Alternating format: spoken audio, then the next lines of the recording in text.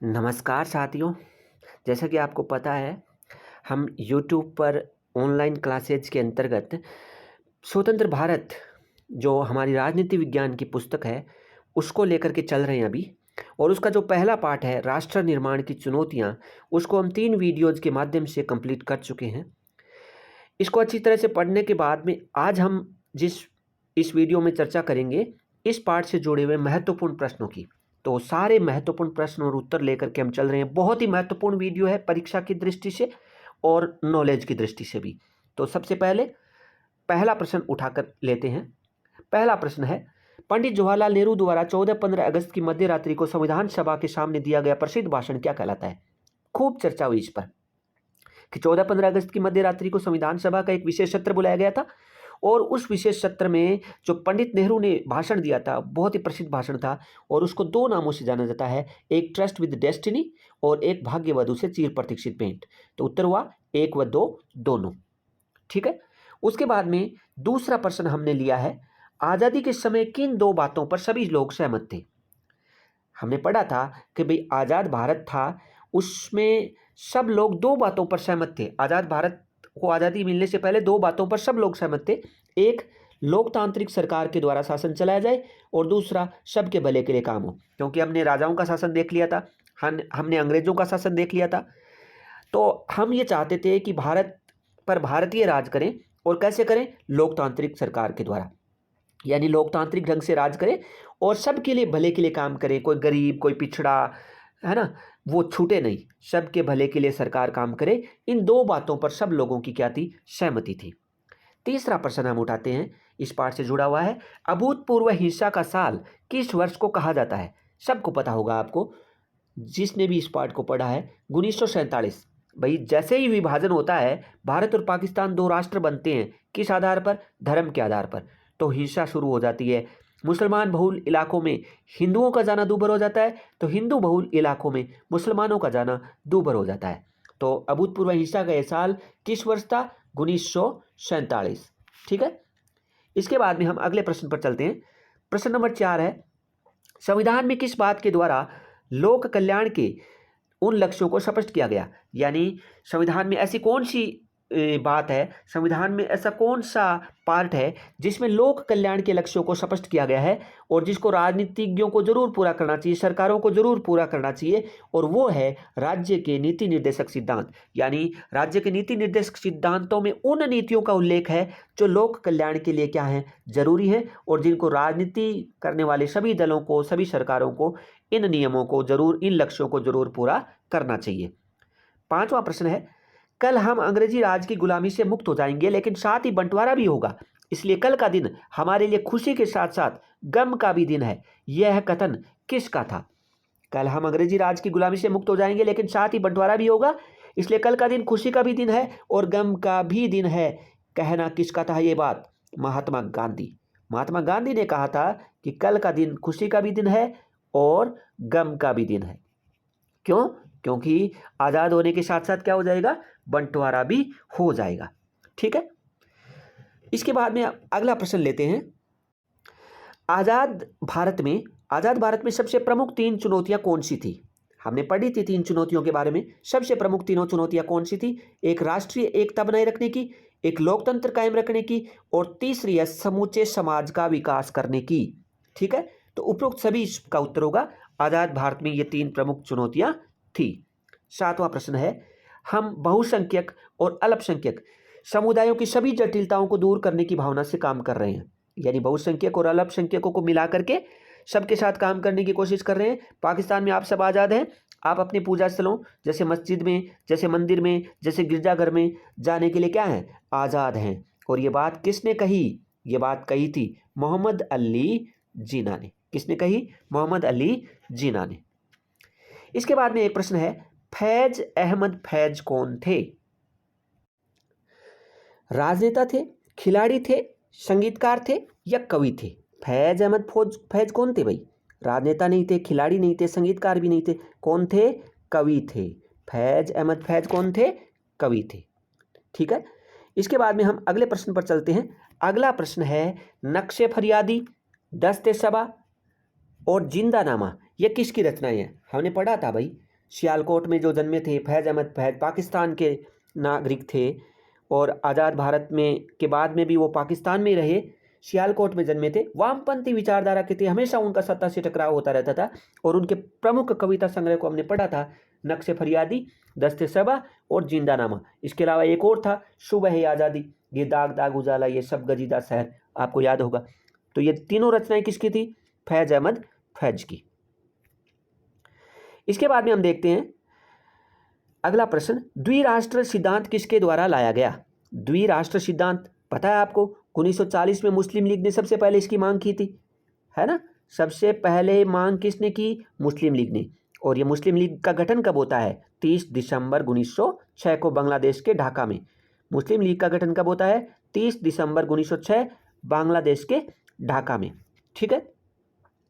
इसके बाद में अगला प्रश्न है, सीमांत गांधी के नाम से मशहूर खान अब्दुल गफ्फार खान किस प्रांत के नेता थे? आपको जब पाठ पढ़ रहे थे तब बताया गया था कि सीमांत गांधी के नाम से मशहूर खान अब्दुल गफ्फार खान थे, वो पश्चिमोत्तर सीमा प्रांत के नेता थे, निर्विवाद नेता थे पश्चिमोत्तर सीमा प्रांत के, और विभाजन के क्या थे? विरोधी थे। विभाजन के ये विरोधी थे, लेकिन इसके बावजूद विभाजन होता है और पश्चिमोत्तर सीमा प्रांत किस में चला जाता है? पाकिस्तान में चला जाता है। अगला प्रश्न है क्वेश्चन नंबर 12, अमृता प्रीतम किस भाषा की प्रमुख कवयित्री थी? अमृता प्रीतम किस भाषा की प्रमुख कवयित्री थी? याद होगा आपको, पंजाबी भाषा की प्रमुख कवयित्री थी, जिसका जन्म तो गुजरांवाला पाकिस्तान में होता है, लेकिन विभाजन के बाद वो दिल्ली में रहती है। 100 से ज़्यादा उसने पुस्तकें लिखी थी और उनकी आत्मकथा थी रसीदी टिकट। ठीक है, तो अमृता प्रीतम पंजाबी भाषा की मशहूर कवयित्री थी। अगला प्रश्न है, मुस्लिम लीग का गठन कब हुआ? थोड़ी देर पहले पढ़ा था भाई, 30 दिसंबर 1906 को। 30 दिसंबर 1906 को कहाँ हुआ था? ढाका में। ढाका उस समय बांग्लादेश में पड़ता था। ठीक है, हालांकि विभाजन से पहले भारत का ही भाग था, लेकिन बाद में पाकिस्तान में चला गया और उसके बाद में 1971 में भी बांग्लादेश में चला गया। ठीक है, तो मुस्लिम लीग का गठन कब होता है? 1906 ईस्वी में। इसके बाद में अगला प्रश्न लेते हैं, 1951 में भारत की आबादी मुसलमानों का प्रतिशत कितना था? भारत की आबादी में मुसलमानों का प्रतिशत कितना था? 1951 की जो जनगणना हुई थी उसके अनुसार भारत की आबादी में मुसलमानों का प्रतिशत कितना था? तो ये था 12%। क्या था? 12%। ठीक है। अगला प्रश्न है, भारत विभाजन किस आधार पर हुआ? भैया आपको बहुत बार बताया गया है कि भारत का विभाजन किस आधार पर हुआ था? धर्म के आधार पर हुआ था। किस आधार पर? धर्म के आधार पर। नाथूराम गोडसे ने गांधी की हत्या कब की? तो इसके बारे में भी हमने पढ़ा हुआ है। नाथूराम गोडसे ने गांधी की हत्या की थी 30 जनवरी 1948 को। कब की थी? 30 जनवरी 1948 को नाथूराम गोडसे ने महात्मा गांधी की हत्या की थी। इसके बाद में अगला प्रश्न है, 1947 में कौन से शहर सांप्रदायिकता के अखाड़े बन गए थे? याद होगा आपको, 1947 में विभाजन होता है और विभाजन के बाद में लाहौर, कोलकाता और अमृतसर, लाहौर, कोलकाता और अमृतसर हैं, ये तीनों शहर सांप्रदायिकता के अखाड़े बन जाते हैं। वैसे तो पूरे भारत पाकिस्तान बांग्लादेश, आज का जो भारत पाकिस्तान बांग्लादेश है, उसके सभी इससे अछूते नहीं थे, लेकिन सबसे ज़्यादा शहर जो प्रभावित हुए थे इससे, लाहौर, कोलकाता और अमृतसर। इसके बाद में अगला प्रश्न लेते हैं, क्वेश्चन नंबर 18 है, स्वतंत्रता के समय कुल देशी रियासतें कितनी थी? स्वतंत्रता के समय कुल देशी रियासतें हमने पढ़ी थी 565। यानी कुल जो भारत था ना, उसका 1/3 भाग किस में था? देशी रियासतों में। और उस समय लगभग कितनी रियासतें थी? 565। अगला प्रश्न है, किस रियासत का नवाब संविधान सभा में शामिल नहीं होना चाहता था? भाई, संविधान सभा जो बनी थी संविधान निर्माण के लिए, उसमें शामिल किस रियासत का नवाब नहीं होना चाहता था? तो इसका सही उत्तर है भोपाल। कौन है? भोपाल का जो नवाब था वो संविधान सभा में शामिल नहीं होना चाहता था। अगला प्रश्न है, सबसे पहले किस रियासत के राजा ने अपने आप को स्वतंत्र रखने की घोषणा की? कौन सा राजा था जिसने स्वतंत्र रखने की घोषणा की? भाई, त्रावणकोर का राजा। किसने? त्रावणकोर के राजा ने अपने आप को स्वतंत्र रखने की घोषणा की, लेकिन बाद में मान गया। ठीक है। अगला प्रश्न है, भारत स्वतंत्रता अधिनियम 1947 के तहत रियासतों के संदर्भ में क्या प्रावधान किए गए? ये वो एक्ट है भारत स्वतंत्रता अधिनियम जिसके तहत क्या होता है, विभाजन होता है। और क्या क्या प्रावधान किए गए थे इसमें? इसमें पहला था, भारत में शामिल होना चाहिए, जो भी प्रांत, जो भी रियासतें भारत में शामिल होना चाहिए वो भारत में शामिल हो जाए, ठीक है। पाकिस्तान में शामिल होना चाहिए तो पाकिस्तान में शामिल हो जाए, स्वतंत्र रहना चाहिए तो स्वतंत्र रह जाए। तीनों ऑप्शन उनके सामने खुले रखे गए थे, ठीक है। अगला प्रश्न, प्रश्न नंबर 21 है, कौन से दो प्रांतों का विभाजन सबसे बड़ी त्रासदी साबित हुआ था? भैया आपको पता है कि एक पंजाब था और एक बंगाल था। पंजाब और बंगाल की हालत बहुत खस्ता थी, क्योंकि जो ब्रिटिश भारत था उसमें दो ही हिस्से ऐसे थे जिनमें धर्म के आधार पर यदि देखें तो मुस्लिम बहुल इलाके थे, पंजाब और बंगाल। और उस पंजाब और बंगाल के वजह से ही एक पड़ा पूर्वी पाकिस्तान, ठीक है, बंगाल से जिसको बनाया गया था, और दूसरा पश्चिमी पाकिस्तान। और इसलिए सबसे बड़ी त्रासदी इन दो प्रांतों के लिए साबित हुआ था विभाजन। बहुत मारकाट मची थी यहाँ पर, ठीक है। अगला प्रश्न है क्वेश्चन नंबर 22, स्वतंत्रता के समय आज के उड़ीसा, छत्तीसगढ़ और सौराष्ट्र में कितने रजवाड़े थे? जैसा कि हमने पढ़ा अभी 565 कुल रजवाड़े थे, और उनमें से उड़ीसा में थे 26, छत्तीसगढ़ में थे 15 और सौराष्ट्र में थे 14। यानी पहला ऑप्शन सही है, इसका पहला ऑप्शन सही है, 26, 15 और 14। यानी उड़ीसा में 26, छत्तीसगढ़ में 15 और आज के सौराष्ट्र में 14 बड़ी रियासतें या रजवाड़े थे। अगला प्रश्न, रजाकार कौन थे? भैया रजाकार कौन थे? आपको बताया था कि हैदराबाद रियासत के बारे में। और हैदराबाद के निजाम के जो अर्धसैनिक बल हुआ करते थे, हैदराबाद के निजाम के जो अर्धसैनिक बल हुआ करते थे उन्हें क्या कहते थे? रजाकार कहते थे। ये एक प्रकार के वो सांप्रदायिक सैनिक हुआ करते थे, और इन्होंने मुसलमानों के अलावा जो अन्य धर्म थे उन लोगों को निशाना बनाया, खूब लूटपाट मचाई, महिलाओं के साथ बलात्कार तक किए गए। तो ये रजाकार वो थे जिन्होंने हैदराबाद में तबाही मचाई थी। निजाम के ये सैनिक थे, अर्धसैनिक बल। रजाकार किस रियासत के अर्धसैनिक बल थे? तो इस प्रश्न का उत्तर आ गया, कौन सी रियासत? हैदराबाद। कौन सी रियासत थे? हैदराबाद। अगला प्रश्न है, रजवाड़ों के विलय हेतु लिए जाने वाले सहमति पत्र को क्या कहा जाता है? रजवाड़ों के विलय के लिए जो लिया जाता है सहमति पत्र, उसको कहते हैं इंस्ट्रूमेंट ऑफ एक्सेशन। यानी एक सहमति पत्र पर दस्तखत करवाए जाते थे, किसके? जो भी भारत में शामिल होना चाहता है उसके दस्तखत करवाए जाते थे, और इस सहमति पत्र को बोला गया इंस्ट्रूमेंट ऑफ एक्सेशन, ठीक है। अगला प्रश्न, लगभग कितने लाख लोगों को 1947 के विभाजन में अपने घर बार छोड़कर के विस्थापित होना पड़ा था? इस प्रश्न का उत्तर बताया था मैंने, 80 लाख लोगों को लगभग विस्थापित होना पड़ा था, और 5 लाख के लगभग लोग मारे गए थे, ठीक है। वर्तमान में किन राज्यों में पुरानी हैदराबाद रियासत फैली हुई है? भाई पुरानी हैदराबाद रियासत कौन कौन से राज्यों में थी? एक तो आंध्र प्रदेश था ही, एक महाराष्ट्र का कुछ हिस्सा था, और एक कर्नाटक। तो प्रश्न का उत्तर सही है 3 नंबर ऑप्शन, आंध्र प्रदेश, महाराष्ट्र और कर्नाटक। क्वेश्चन नंबर 28 लेते हैं, हैदराबाद के निजाम के विरुद्ध आंदोलन का नेतृत्व कौन सी पार्टियों ने किया? 2 पार्टियां थी, एक हैदराबाद कांग्रेस थी, एक कम्युनिस्ट पार्टी थी। तो दोनों पार्टियां थी, इन्होंने नेतृत्व किया था। बोध चंद्र सिंह कहाँ के राजा थे? इस प्रश्न का उत्तर है, बोध चंद्र सिंह थे वो मणिपुर के राजा थे। कि कहाँ के राजा थे? भाई मणिपुर के राजा थे, मणिपुर के राजा थे।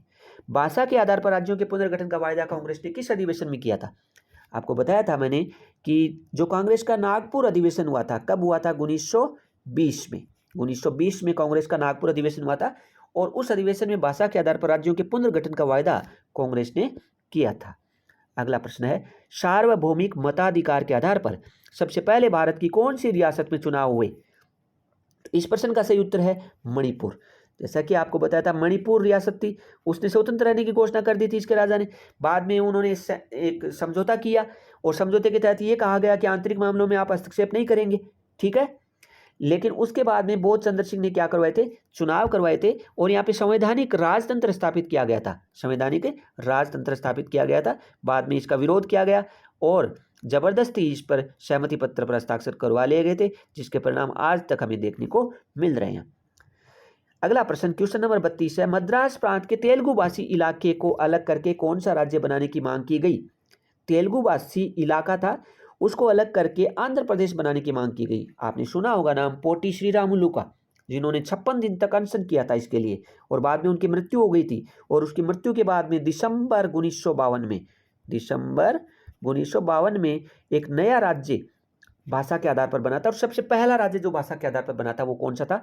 आंध्र प्रदेश था। आंध्र प्रदेश को अलग राज्य बनाने की मांग को स्वीकार कब किया गया? अभी आ गया ये 1952, दिसंबर 1952 में पंडित नेहरू ने इस मांग को स्वीकार किया था, दिसंबर 1952 में। ठीक है। राज्य पुनर्गठन आयोग कब बना? इससे दो प्रश्न है, मिले जुले हैं। एक, राज्य पुनर्गठन आयोग कब बना? तो राज्य पुनर्गठन आयोग तो कब बना? 1953 में बना, 1953 में बना। और इस आयोग की रिपोर्ट के आधार पर जो राज्य पुनर्गठन अधिनियम था वो पास हुआ था 1956 में। वो पास कब हुआ? 1956 में। किस गांधीवादी नेता की भूख हड़ताल की वजह से मौत हो गई थी? अभी पढ़ा था हमने, पोटी श्रीरामुलु। आंध्र प्रदेश के लिए इन्होंने 56 दिन तक अनशन किया था, और इसके बाद में भूख हड़ताल से इनकी क्या हो गई थी? मौत हो गई थी। ठीक है। प्रश्न नंबर 36 पर चलते हैं। यदि प्रांतों का गठन भाषावार हुआ तो क्षेत्रीय भाषाओं का जोर बढ़ेगा, और फिर हिंदुस्तानी को सभी प्रांतों में शिक्षा का माध्यम बनाने का कोई अर्थ नहीं रह जाएगा। अंग्रेजों को इस उद्देश्य के इस्तेमाल करना तो, अंग्रेजी भाषा को इस उद्देश्य के लिए इस्तेमाल करना तो और भी व्यर्थ है। यह कथन किसका है? यह कथन है महात्मा गांधी का। सही उत्तर क्या है? महात्मा गांधी। ठीक है।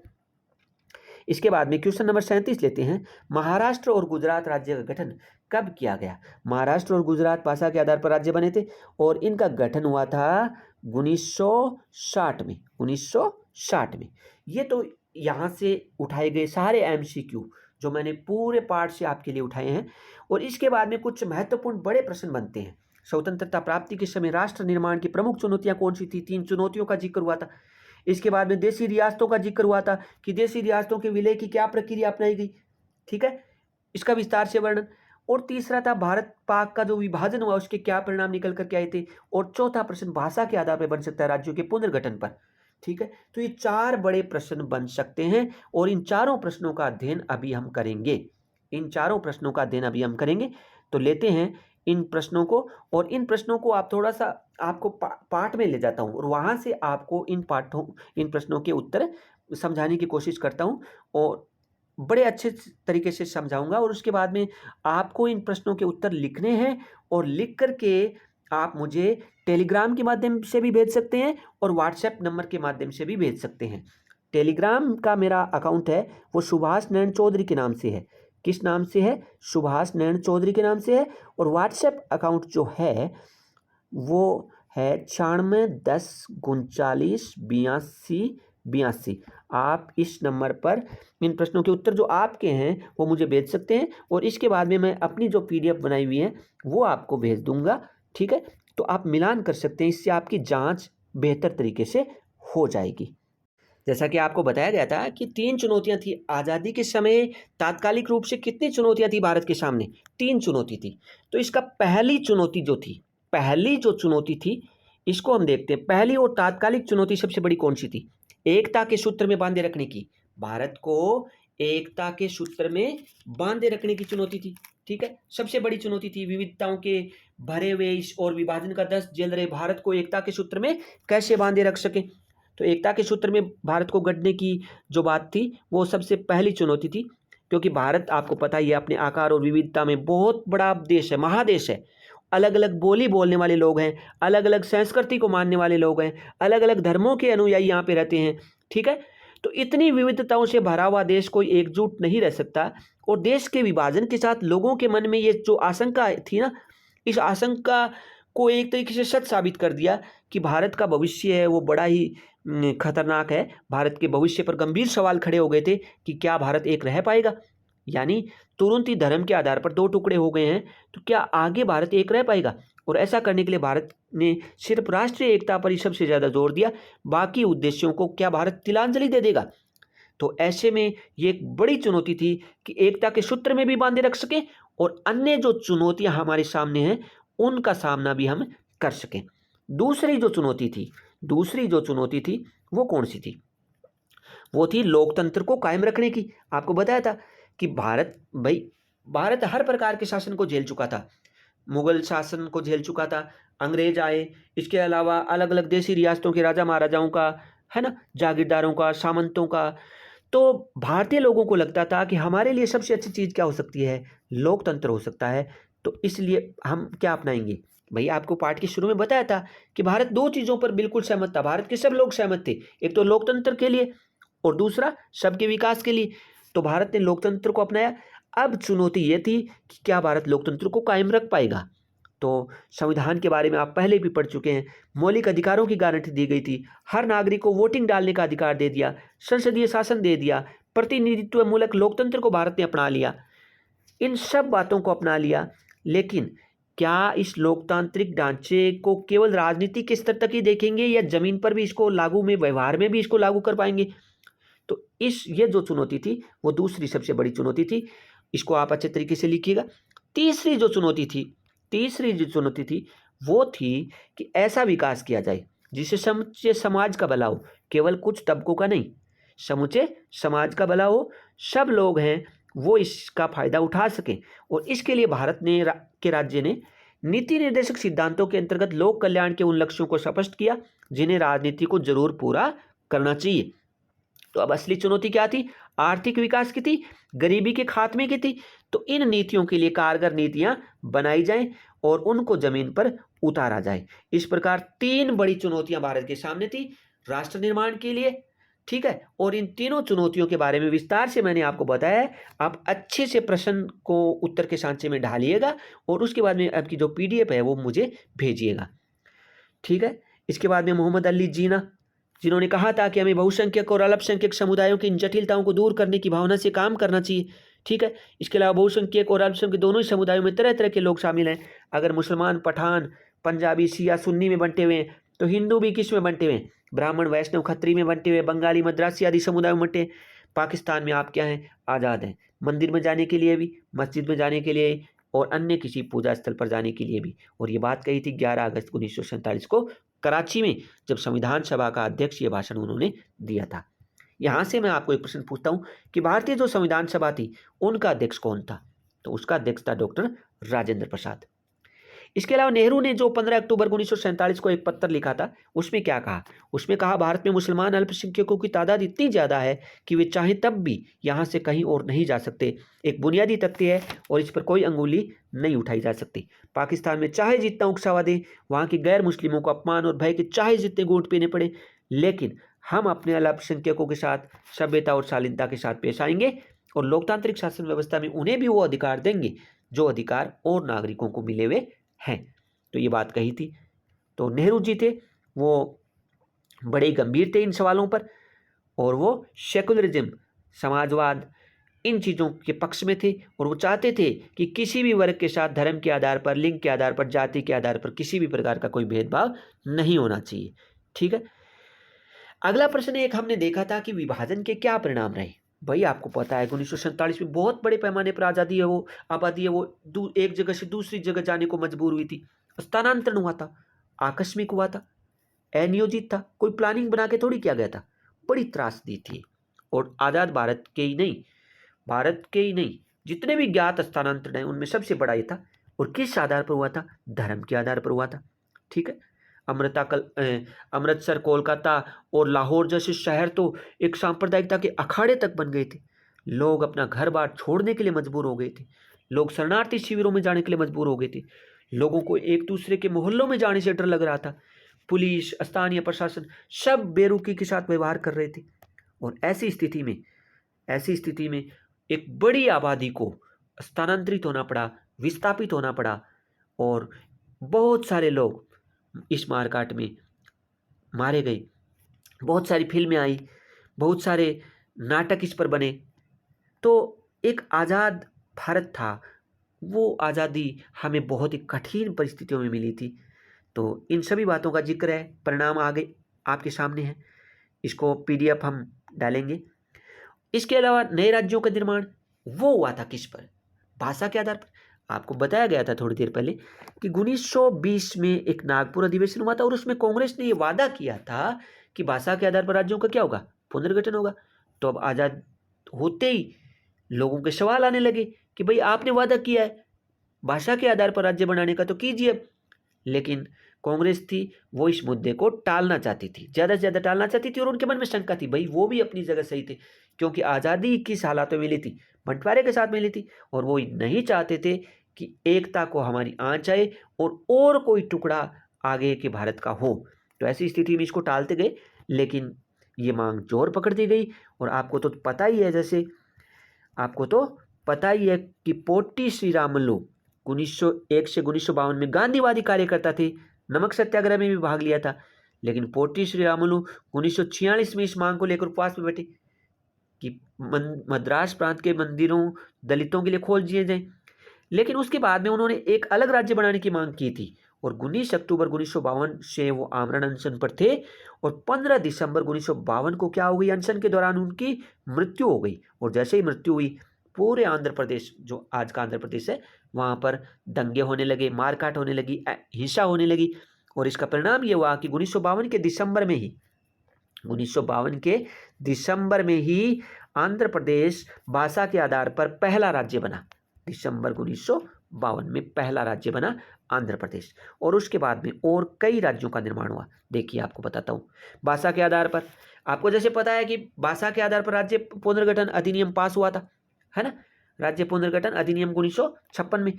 और उसके बाद में सबसे पहले 2 राज्य बने थे, वो थे 1960 में महाराष्ट्र और गुजरात।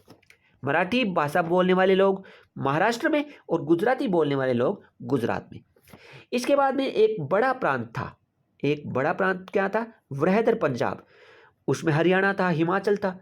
तो 1956 में इसकी मांग को नहीं माना गया, लेकिन 1966 में, याद रखिएगा, 1966 में पंजाब से, वृहदर पंजाब से अलग होकर के एक हरियाणा बना और एक हिमाचल प्रदेश बना।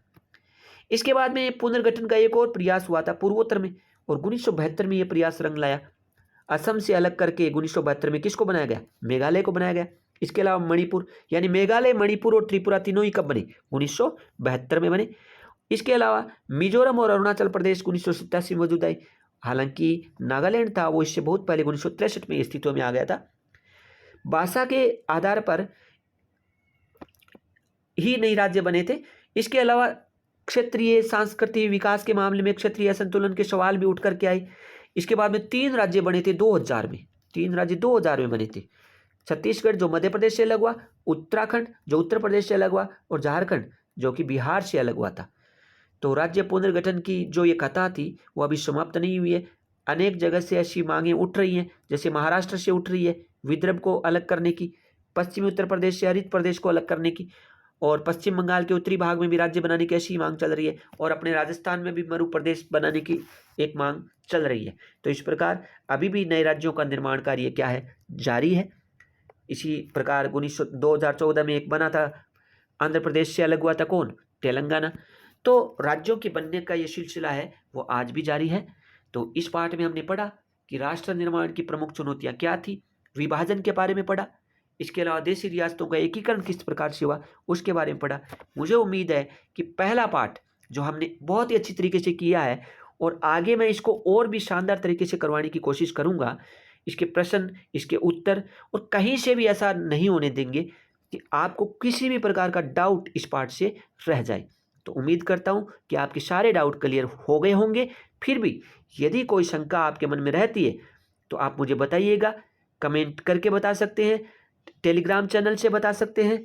टेलीग्राम चैनल अपना है वो है सुभाष नैन चौधरी के नाम से, SUBHASHNAINCHOUDHARY।